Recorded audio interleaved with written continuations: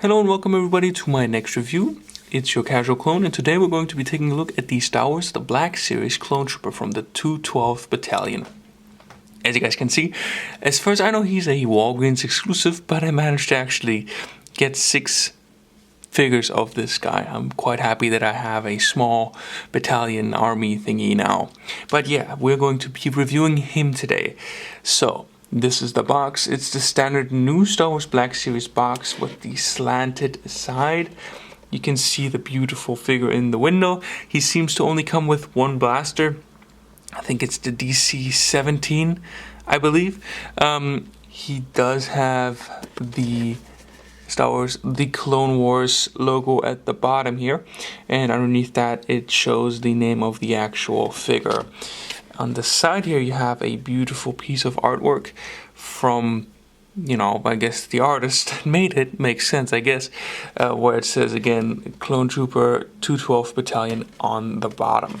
If you turn it around this way, the same piece of artwork, again, just a little bit larger, and you have a read-up. If you want to read the read-up, please go ahead and pause the video right now.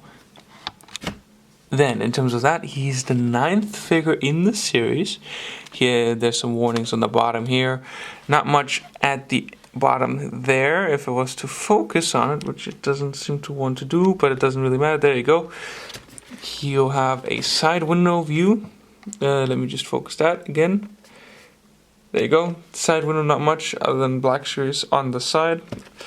On the top, not much going on. As you guys can see, there's not much going on, just the windows to let the light in so you can see him better. But yeah, he looks pretty good, and let's just get him right out of the box and take a closer look at him. And here he is out of the box, pretty straightforward. He is using the new Clone Trooper body mold, which I'm quite happy about because it just has a wider range of articulation. And I think he also looks a little bit better.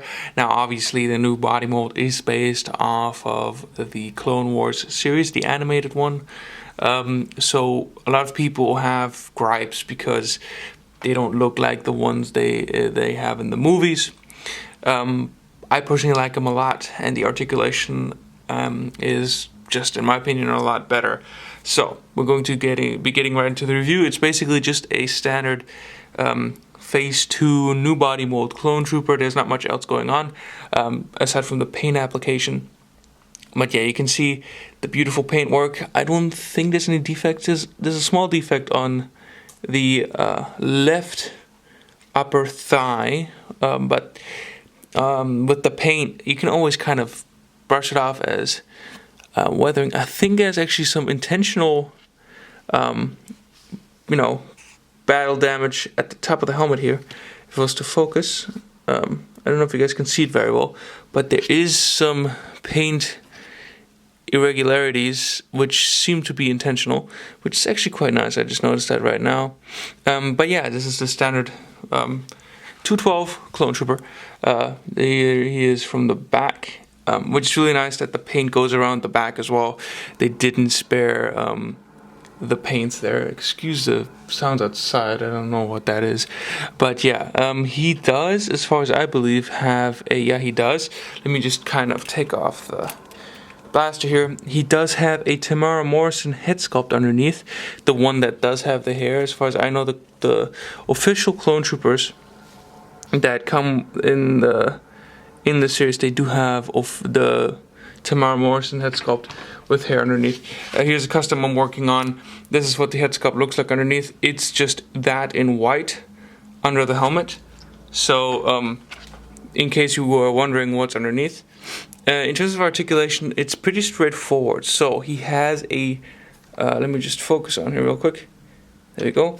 He has a dumbbell joint at the top of the neck, which allows for a wider range of motion, and a ball joint at the bottom of the neck. If you guys can see here, the neck is completely separated.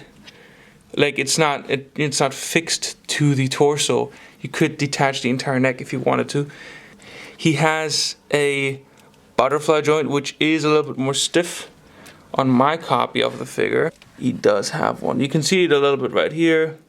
It's a bit stiff, so it doesn't really work at the moment. I have to probably heat him up, but I haven't done that yet. In terms of how far you can look up, I completely forgot. He looks up that far. that far down. It's not much. Well, he does have a nice side-to-side tilt, in my opinion, at least for me. His arms go all the way around, of course.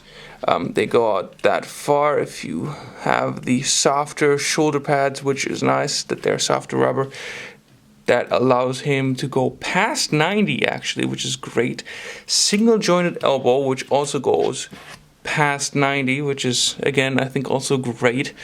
He does have a up and down hinge at the hand for the trigger finger, so that you can pose him like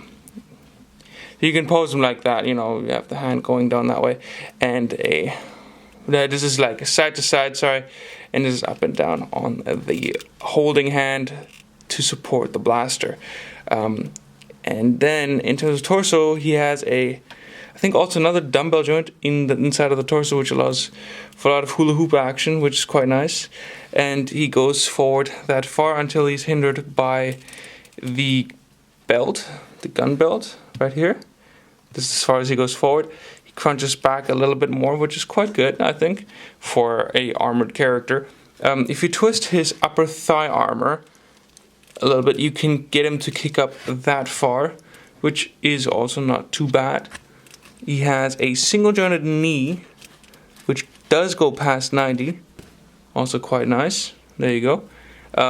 He has a little bit of, I guess, feet articulation. They do go down that far. Sorry, that far. They go up that far, which is also quite nice. And a forward-facing pin for rocker here, which allows for more dynamic poses. And that's already the articulation. He doesn't come with anything else but his blaster, of course, which I have posed him with. But he is quite the nice figure, I think. Great for army building if you happen to have Cody on hand. I highly suggest picking up Commander Cody while he's still fairly cheap and available, because he has been re-released in the anniversary line, I believe.